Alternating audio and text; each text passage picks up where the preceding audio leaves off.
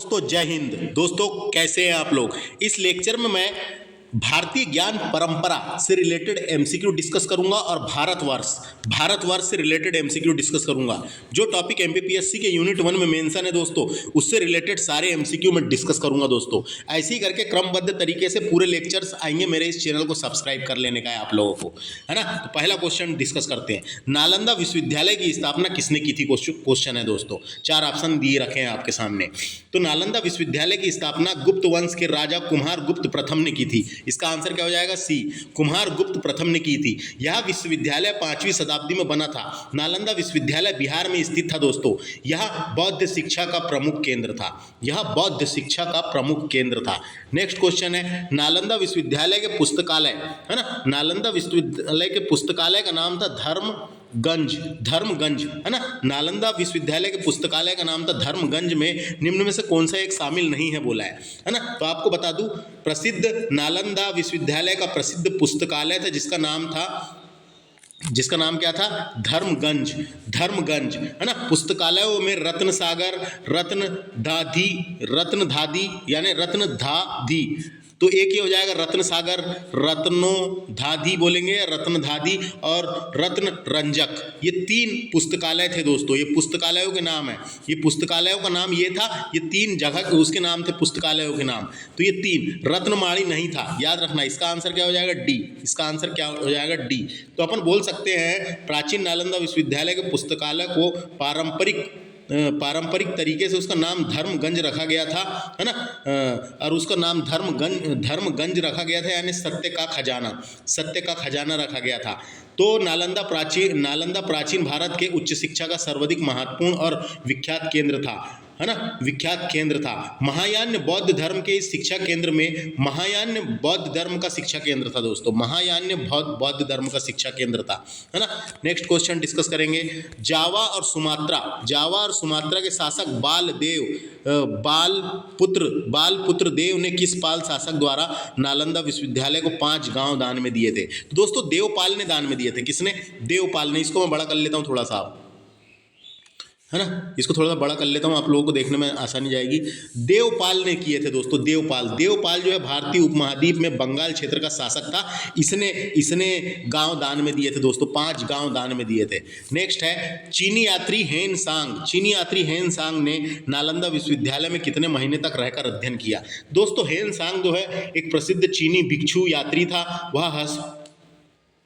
वह हर्षवर्धन के शासनकाल में भारत आया था दोस्तों। हर्षवर्धन के शासनकाल में भारत आया था और भारत में 15 वर्ष तक रहा था। इसकी पुस्तक सी यू की में अपनी यात्रा का वर्णन दिया है उसने। सी यू की, हेन सांग की पुस्तक का नाम था सी यू की में अपना तत्कालीन भारत का विवरण और यात्रा का विवरण दिखता है इसमें, है ना। हर्षवर्धन कालीन समाज, आर्थिक, धार्मिक, सांस्कृतिक व्यवस्था का परिचय मिलता है इसमें, है ना। और इसको यात्रियों का राजकुमार कहा जाता है। हेन सांग को क्या कहते थे, यात्रियों का राजकुमार कहा जाता था। तो दोस्तों ये 15 साल तक भारत में रहा, लेकिन बात हो रही है यहाँ पे काय की, ये यहाँ पे कितने महीने अध्ययन किया, तो इसने 18 महीने अध्ययन किया था। 18 महीने अध्ययन किया था, समझ आया। नेक्स्ट क्वेश्चन है, हेन सांग के समय नालंदा विश्वविद्यालय के कुलपति कौन थे। तो यहाँ का कुलपति कौन था ये बताया गया है। जब चीनी यात्री हेन सांग नालंदा विश्वविद्यालय में पढ़ाई कर रहा था तब आचार्य शीलभद्र इसके कुलपति थे। आचार्य शीलभद्र इसके कुलपति थे और हेन सांग जो है हर्षवर्धन के शासनकाल में भारत आया था। नेक्स्ट क्वेश्चन है, नालंदा विश्वविद्यालय किस बौद्ध संप्रदाय की शिक्षा का प्रमुख केंद्र रहा है। तो मैंने बताया था दोस्तों महायान, है ना। मैंने बताया था नालंदा विश्वविद्यालय महायान बौद्ध धर्म की शिक्षा का प्रमुख केंद्र था। बौद्ध धर्म की शिक्षा का प्रमुख केंद्र था, लेकिन हीनयान बौद्ध के छात्र भी यहाँ पे कुछ पढ़ते थे, लेकिन महायान इंपॉर्टेंट है। महायान क्या होता है दोस्तों, तो महायान जो है इसे महाचक्र के रूप में भी जाना जाता है ना। नागार्जुन महायान के संस्थापक थे, है ना। इसके अनुयायियों का मानना था कि बुद्ध और बौद्धिज्म की सहायता से मोक्ष प्राप्त किया जा सकता है। और एक होता है हीनयान दोस्तों, एक होता है हीनयान भगवान के बिना धर्म के रूप में परिभाषित करते थे, है ना। भगवान के बिना धर्म के रूप में परिभाषित करते थे। कर्म भगवान की जगह लेता था उसमें, है ना। हीनयान में कर्म भगवान की जगह लेता था, ये बताया गया है। समझ में आ गया। यहाँ पे इसका आंसर हो जाएगा बी वाला। नेक्स्ट क्वेश्चन है, तिब्बत में बौद्ध धर्म का प्रचार करने वाले प्रथम विद्वान कौन थे। तो दोस्तों तिब्बत में कौन ने प्रचार किया था, ये क्वेश्चन है। क्वेश्चन क्या है, कहाँ गया?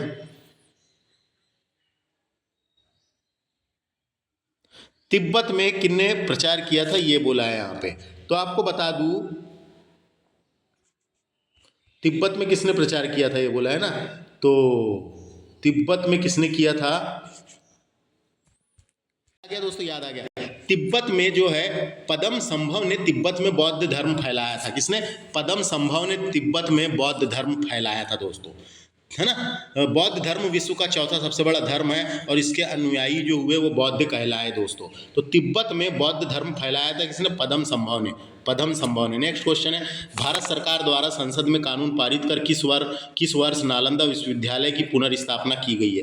तो आपको बता दूं नालंदा विश्वविद्यालय विधेयक पारित किया गया था 2010 में, 2010 में, है ना, 2010 में। और आपको बता दूं 2006 की बात है, 2006 में सबसे पहले पूर्व राष्ट्रपति डॉक्टर APJ अब्दुल कलाम ने भारतीय प्राचीन नालंदा का पुनरुद्धार करने का प्रस्ताव रखा था। सबसे पहले प्रस्ताव पुनरुद्धार का डॉक्टर APJ अब्दुल कलाम जी ने रखा था और उसके बाद ये विधेयक पारित होके ये बन गया, ये विधेयक पारित हुआ दोस्तों 2010 में। नेक्स्ट है, पुनर्स्थापित नालंदा विश्वविद्यालय के लिए कौन सी नोडल बॉडी है। तो इसका नोडल बॉडी कौन सी है ये पूछा है, तो भारत सरकार है दोस्तों।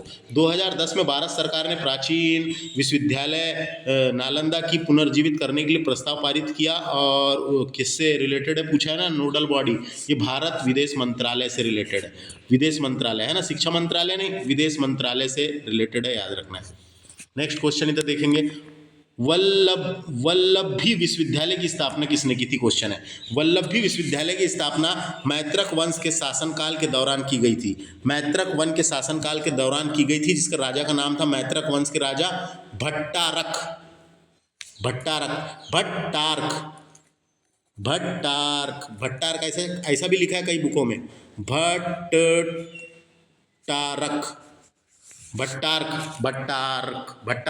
ऐसा भी लिखा है ना। तो ये आंसर होगा इसका, समझ में आ गया क्या है? बस इतना ही है। यहाँ ना केवल अपनी शैक्षणिक उत्कृष्टता के लिए बल्कि वास्तुकला की भव्य के लिए भी प्रसिद्ध था दोस्तों ये विश्वविद्यालय, है ना। ये विश्वविद्यालय में बौद्ध शिक्षा को संरक्षित और बढ़ावा देने के महत्वपूर्ण भूमिका निभाया था इस विश्वविद्यालय ने। बस इतना याद रखना है। ये विश्वविद्यालय 6वीं से लेकर 12वीं शताब्दी तक अस्तित्व में रहा है, वल्लभी विश्वविद्यालय। नेक्स्ट है, वल्लभी विश्वविद्यालय को किस राजवंश के शासकों द्वारा राजकीय संरक्षण प्रदान किया गया था। तो मैंने अभी बताया था, मैत्रक शासकों द्वारा। मैत्रक शासकों के एक राजा थे जिसका नाम यही था, भट्टारक, है ना, इसने स्थापना की थी। नेक्स्ट है, किस संस्था द्वारा वल्लभी विश्वविद्यालय को पुनर्जीवित करने के लिए संबंधित प्रस्ताव केंद्र सरकार के पास भेजा गया है। तो किस फाउंडेशन के द्वारा भेजा गया करके बोला गया है ना, यानी किस फाउंडेशन के द्वारा भेजा गया है। तो इसका आंसर होगा दोस्तों संघकाय फाउंडेशन के द्वारा भेजा गया है, संघकाय फाउंडेशन के द्वारा भेजा गया, याद रखना है। किसके द्वारा? संघकाय फाउंडेशन के द्वारा। नेक्स्ट क्वेश्चन देखते हैं, नेक्स्ट क्वेश्चन क्या कहता है दोस्तों, नेक्स्ट क्वेश्चन क्या कहता है देखते हैं। तो देखो नेक्स्ट क्वेश्चन क्या कहता है देखते हैं। तो निम्नलिखित कथनों पर विचार करें और नीचे दिए गए कूट को सही उत्तर का चयन करें। कथन पहला है, कथा साहित्य सागर के अनुसार अंतर्वेदी गंगा का प्रदेश में ब्राह्मण तक अपने बच्चों को उच्च शिक्षा के लिए वल्लभी विश्वविद्यालय भेजते थे। सही बात है, भेजते थे, है ना। दूसरा है, वल्लभी विश्वविद्यालय से उत्तीर्ण स्नातकों को राज्य स्तर में प्रशासन पदों पर नियुक्त किया जाता था। ये भी आंसर सही है दोस्तों, है ना, ये भी आंसर सही है। आपको बता दूं ये भी आंसर सही है। तो आपको बता दूं इस विश्वविद्यालय के बारे में, वल्लभी विश्वविद्यालय गुजरात में स्थित था दोस्तों। गुजरात में भारत का एक प्राचीन विश्वविद्यालय था जो बौद्ध शिक्षा का अध्ययन का प्रमुख केंद्र था। यह सौराष्ट्र में स्थित था, गुजरात के सौराष्ट्र में स्थित था। अब वर्तमान में ये इसके अवशेष मिले हैं गुजरात का भावनगर जिला, है ना। तो वहाँ पे दोस्तों इसका आंसर क्या हो जाएगा बताऊँ। ये पहला वाला भी सही है, दूसरा वाला भी सही है, लेकिन दोनों में अलग अलग बातें। इसका आंसर ये हो जाएगा, ए और आर दोनों सही है, परंतु ए आर की सही व्याख्या नहीं है। सही तो है लेकिन व्याख्या नहीं है। इसका आंसर क्या हो जाएगा, बी वाला। नेक्स्ट क्वेश्चन है, विक्रमशिला विश्वविद्यालय की स्थापना किस शासक ने की थी। विक्रमशिला विश्वविद्यालय की स्थापना राजा धर्मपाल ने की थी। किसने? राजा धर्मपाल ने की थी। विक्रमशिला विश्वविद्यालय बिहार के भागलपुर में स्थित है दोस्तों। यह नालंदा के छात्रवृत्ति की गुणवत्ता में गिरावट के बजाय, यानी नालंदा में ही था, है ना, नालंदा में ही था विक्रमशिला विश्वविद्यालय धर्मपाल ने की थी, याद रखना है।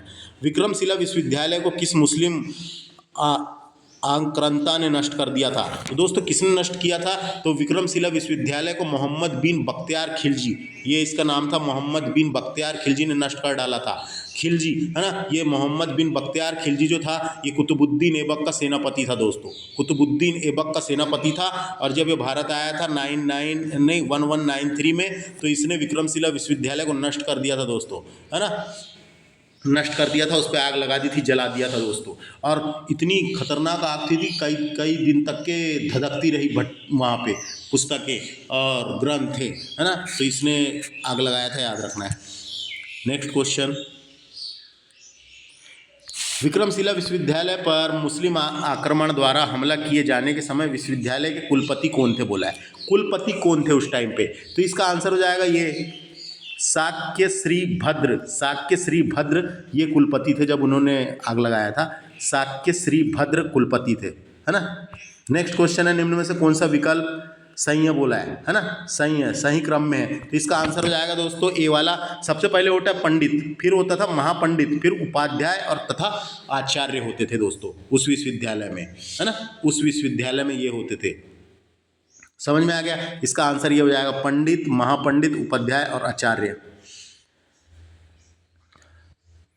नेक्स्ट क्वेश्चन है, विक्रमशिला विश्वविद्यालय में कुल कितने महाविद्यालय थे? तो दोस्तों कितने महाविद्यालय थे इसमें? तो इसमें 6 महाविद्यालय थे, लेकिन आपको जानकारी के लिए बता दूं लगभग 160 विहार थे इसमें, लगभग 160 विहार थे, विहार 160 विहार थे। और बात हो रही है कितने महाविद्यालय थे? 6 थे। विक्रमशिला विश्वविद्यालय में स्थित महाविद्यालयों के केंद्रीय कक्ष को क्या कहा जाता था? उसका जो केंद्रीय कक्ष था दोस्तों उसको विज्ञान भवन कहा जाता था। क्या कहते थे? उसके विज्ञान भवन। विक्रमशिला विश्वविद्यालय में स्थित महाविद्यालय के केंद्रीय कक्ष को विज्ञान भवन कहा जाता था, ये याद रखना है, जिसमें केंद्रीय कक्ष में 108 अध्यापक होते थे, है ना, इतना तो अपने को विज्ञान भवन याद रखना है। अब देखो यहाँ पे सूची 1 और सूची 2 दी हुई है, एक तरफ में दिया है विक्रम विश्वविद्यालय के द्वार और दूसरे तरफ दिया हुआ है द्वार पंडितों के नाम दिया हुआ है, द्वार में जो पंडित बैठते थे उनके नाम दिया गया है। तो आपको जानकारी के लिए बता दूं विक्रमशिला विश्वविद्यालय के द्वारों के नाम अलग अलग थे दोस्तों, द्वारों के नाम अलग अलग थे, जैसे पूर्वी द्वार, पश्चिमी द्वार, उत्तरी द्वार, दक्षिणी द्वार, इनके नाम अलग अलग थे। तो इसका आंसर सबसे पहले तो मैं आपको बता देता हूँ क्या सही होएगा, 20 वाले का सी आंसर सही होएगा, सी वाला, ये सी आंसर सही होएगा, है ना। देखो जो पूर्वी द्वार है दोस्तों, पूर्वी द्वार, इसमें रत्नाकर शांति, रत्नाकर शांति, इसका आंसर क्या हो जाएगा? आचार्य रत्नाकर शांति हो जाएगा। पश्चिमी द्वार में कौन था? तो पश्चिमी द्वार में कौन था? पश्चिमी द्वार में था, पश्चिमी द्वार में ये हो जाएगा, पश्चिमी द्वार में वर्गीश्वर कीर्ति, वर्गीश्वर कीर्ति पंडित था, है ना, ये याद रखना है। उत्तर द्वार में कौन था? तो उत्तर द्वार में नरोपा, उत्तर द्वार में नरोपा, इसका आंसर ये हो जाएगा। दक्षिणी द्वार में कौन था? तो दक्षिणी द्वार में था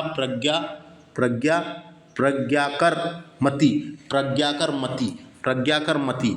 तो ये है दोस्तों, तो विक्रमशिला विश्वविद्यालय जो बिहार में था, है ना, तो ये इसमें क्या था आपको बता दूं, विक्रमशिला विश्वविद्यालय कुल द्वार में पंडित बैठता था, द्वार पर जो पंडित बैठता था, इसलिए यहाँ पंडित लिखा है, द्वार पर पंडित बैठता था दोस्तों, है ना, जो विद्यार्थियों की परीक्षा और वाद विवाद करता था और विद्यार्थियों की परीक्षा लेता था, है ना। द्वार पर पंडित ने रत्नाकर शक्ति, और कई लोग बैठते थे दोस्तों वहाँ पे कई लोग बैठते थे, जैसे कि रत्नाकर शक्ति, है ना, और ज्ञान श्री मित्र, ऐसे बैठते थे। तो पंडित की बात पूछा है कौन से द्वार में, है ना, तो ये याद रखना है। इसका आंसर क्या हो जाएगा? इसका आंसर हो जाएगा 20 वाले का सी वाला, इसका आंसर क्या हो जाएगा? सी वाला। अब चलते हैं नेक्स्ट, इधर का हो गया, अब इधर चलते हैं। विक्रमशिला विश्वविद्यालय के संबंध में निम्नलिखित में से कथनों पर विचार करना है, कौन सा कथन सही है करके। देखो पहला क्या लिखा है ना, विक्रमशिला विश्वविद्यालय में प्रबंधन एवं प्रशासन चलाने के लिए मुख्य संघ अध्याय की देखरेख में परिषद थी। तो सही बात है, एक परिषद थी ना वहाँ पे। विक्रमशिला विश्वविद्यालय में शैक्षणिक व्यवस्था 6 द्वार पंडितों की समिति पर संचालित होती थी। तो सही बात है, बिल्कुल 6 द्वार पंडितों की समिति पर संचालित होती थी। ये जो 6 द्वार बताया था ना यहाँ पे, यहाँ 4 ही द्वार लिखे हैं जबकि 6 द्वार होते थे, है ना, 6 द्वार, तो ये भी सही है। नेक्स्ट है विक्रमशिला विश्वविद्यालय को पाल शासक द्वारा राजकीय संरक्षण प्रदान किया गया था। तो हाँ सही बात है, पाल शासक के द्वारा तो किया गया था क्योंकि इसकी स्थापना पाल वंश के राजा धर्मपाल ने की थी, है कि नहीं। नेक्स्ट क्वेश्चन है, विक्रमशिला विश्वविद्यालय में तिब्बती छात्रों के आवास के लिए विश्वविद्यालय में एक विशिष्ट अतिथि गृह बनवाया गया था। एक विशिष्ट अतिथि गृह बनवाया गया था, ये भी सही बात है, बनवाया गया था। इसका आंसर हो जाएगा ये सभी सही है, ये सभी सही है ना। कौन सा कथन सत्य है बोला है, ये पूरे सत्य है, इसका आंसर डी होएगा, ये सभी सत्य है। नेक्स्ट क्वेश्चन देखते हैं, नालंदा विश्वविद्यालय के पुस्तकालय को क्या कहा जाता था। आपकी जब भी तो बताया था मैंने, नालंदा विश्वविद्यालय के पुस्तकालय को धर्मगंज कहा जाता था। धर्मगंज कहा जाता था दोस्तों, नालंदा विश्वविद्यालय के पुस्तकालय का नाम धर्मगंज था। यह परिसर 3 विशाल पुस्तकालयों से मिलकर बनी हुई थी। 3 विशाल पुस्तकालयों से मिलकर बनी हुई थी। तीनों का नाम पता होना, रत्न सागर, एक पुस्तकालय का नाम रत्न सागर, दूसरे का नाम था रत्न रंजक, तीसरे का नाम था रत्नोधादी, है ना, समझ में आ गया। नेक्स्ट है, सम्राट हर्ष ने कितने गांव का राजस्व नालंदा विश्वविद्यालय को निर्वहन के लिए दिया था, है ना, निर्वहन के लिए दिया था। कितने का दिया था ये बताना है अपने को, तो इसका आंसर सी हो जाएगा 100 गांव, 100 गांव का, है ना, 100 गांव का दिया था। इसका आंसर क्या हो जाएगा, 100 गांव, याद रखना है। नेक्स्ट है, ही ली के अनुसार नालंदा विश्वविद्यालय में विद्यार्थियों की संख्या कितनी थी। विद्यार्थियों की संख्या कितनी थी, तो दोस्तों विद्यार्थियों की संख्या कितनी थी ये बोला है इसमें, तो इसका आंसर हो जाएगा 1 10 100 1000 10,000 10,000 थी, है ना, 10,000 बताया है उसने कि उस टाइम पे 10,000 लोग पढ़ते थे करके, 10,000 थी। ये विद्यार्थियों की संख्या कितनी, 10,000 थी। तो यहाँ तक जितने क्वेश्चन थे दोस्तों ये भारतीय ज्ञान परंपरा से रिलेटेड थे। अब भारतवर्ष जो टॉपिक मेंशन है उससे रिलेटेड क्वेश्चन भी थोड़े से डिस्कस कर लेते हैं दोस्तों, भारतवर्ष से रिलेटेड, है ना। तो पहला क्वेश्चन देखो, भारतवर्ष से रिलेटेड क्वेश्चन देख लो। तो आपको बता दूं, भारतवर्ष की अवधारणा भारत के भौगोलिक क्षेत्र, इतिहास और संस्कृति को एक साथ जोड़ती है, आपको पता होगा, है कि नहीं, एक साथ जोड़ती है ना। यह अवधारणा प्राचीन काल से ही प्रचलित और भारतवर्ष शब्द का उल्लेख प्राचीन ग्रंथों, महाकाव्य और पुराणों में मिलता है दोस्तों। तो पहला क्वेश्चन देखिए, भारतवर्ष निम्न में से किस पौराणिक द्वीप का भाग था। तो मैंने बताया था जम्बूद्वीप का भाग था, जम्बूद्वीप का भाग था ना, सबसे बड़ा द्वीप यही था। प्राचीन भारतीय ग्रंथों में बृहत्तर भारत की धरती को जम्बूद्वीप के नाम से अभिहित किया गया है, जम्बूद्वीप, है ना। नेक्स्ट क्वेश्चन इधर देखते हैं, किस पौराणिक द्वीप के मध्य सैमूर और मेरू पर्वत स्थित था। तो सैमूर नहीं है, सुमेरु और मेरू पर्वत स्थित था। तो ये जम्बूद्वीप के मध्य था दोस्तों, जम्बूद्वीप के मध्य था, चारों तरफ जम्बूद्वीप था, बीच में पर्वत था। नेक्स्ट है, जम्बूद्वीप को कितने वर्ष में बांटा गया है। जब मैंने पढ़ा चुका हूँ याला एक लेक्चर, है ना, याला एक लेक्चर पढ़ा चुका हूँ मैंने, डी 9 में बांटा गया। ये लेक्चर मैंने डिटेल में पढ़ा चुका हूँ, आप देख सकते हैं, मेरे चैनल प्लेलिस्ट मिल जाएगी। जम्बूद्वीप को कितने वर्षों में बांटा गया है, 9 वर्षों में बांटा गया है। 9 वर्ष कौन से हैं, तो बोल के बता देता हूँ मैं यहाँ पे। अभी इस वक्त 9 खंडों में, 9 वर्षों में बांटा गया है दोस्तों। जैसे इलाव्रत, है ना, ऐसे है नाम के, देख लेना, हिरण्यमय वर्ष, ऐसे 9 वर्ष में बांटा गया। नेक्स्ट क्वेश्चन है, वर्तमान उत्तर पश्चिम यूरोप किस पौराणिक द्वीप का भाग था। तो ये क्रोच द्वीप का भाग था दोस्तों। उत्तर पश्चिम में जो यूरोप था ये क्रोच द्वीप का भाग था, याद रखना है। कौन से द्वीप का, क्रोच द्वीप का, है ना, क्योंकि विष्णु पुराण में समस्त पृथ्वी को 7 खंडों में विभाजित किया गया था, तो वही 7 खंडों में 7 द्वीप थे। तो क्रोच द्वीप जो उत्तर पश्चिम यूरोप वाला भाग था। राजा दुष्यंत और शकुंतला के पुत्र भरत का जन्म किस युग में हुआ था। भरत का जन्म किस युग में हुआ था ये बोला है, तो किस युग में हुआ था यही अपने को बताना है। तो इसका आंसर हो जाएगा द्वापर युग। इसका आंसर क्या हो जाएगा, द्वापर युग में हुआ था दोस्तों, द्वापर युग में हुआ था। कौन सा युग था वो, द्वापर युग, ये पता होना चाहिए अपने को। कौन सा युग, द्वापर युग में राजा दुष्यंत व शकुंतला का पुत्र हुआ था जिसका नाम भरत था, उसी के नाम पे इस देश का नाम पड़ा। ऐसी दृष्टिकोण हमको, अवधारणा और दृष्टिकोण हमको पता चला है, क्योंकि नाम के पीछे के कई सारे विचार है दोस्तों। नाम कैसे पड़ा, सर्वाधिक स्वीकृत विचार अलग है, कई सारे विचार है, वायु पुराण के अनुसार अलग है, ग्रंथों के अनुसार अलग है। तो इसका आंसर क्या हो जाएगा, द्वापर युग। तो इस तरीके से लेक्चर में मैंने भारतीय ज्ञान परंपरा से रिलेटेड MCQ और दूसरा भारतवर्ष से रिलेटेड MCQ डिस्कस किया हूँ। नेक्स्ट लेक्चर में मिलेंगे हम वेद और बाकी के चीज़ों को डिस्कस करेंगे। Thanks for watching. जय हिंद, जय भारत।